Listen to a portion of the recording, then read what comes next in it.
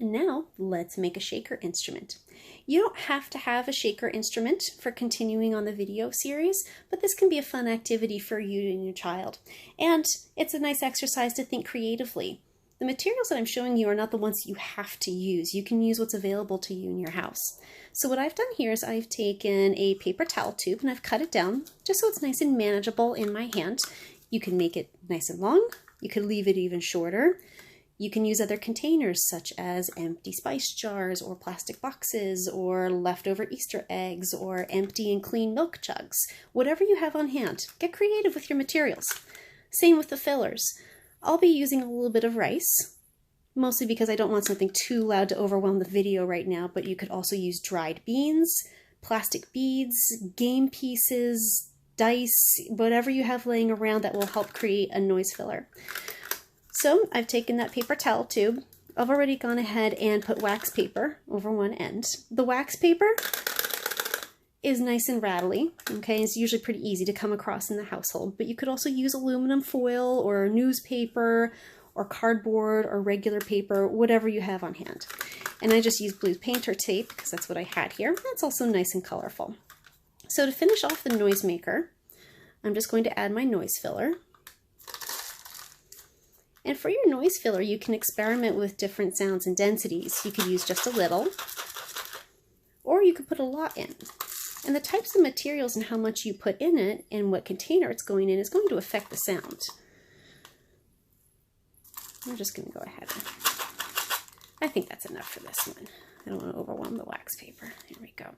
And then to finish it off, I'm going to take more wax paper. And you could always try it with different materials on either end. And I'm just going to start taping it down. Again, you can use whatever you have on hand. You can use stickers. You can use other tape. If you feel that you can safely, you could hot glue it too. I'm just going to keep folding this down and taping it.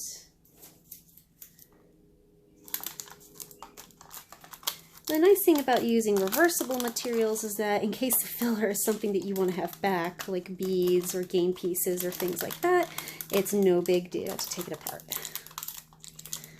All right. If you have leftover Easter eggs too, they would make a great shaker. There we go. All right. And then just to make it a little bit neater, I have a pretty acceptable shaker there. And depending on what container you use, you can continue to decorate it. You could continue to put more tape around it. You could put stickers. You can write on it.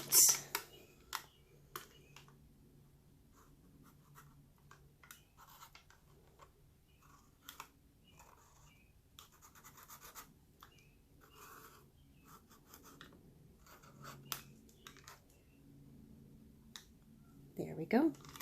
And now you have a shaker instrument.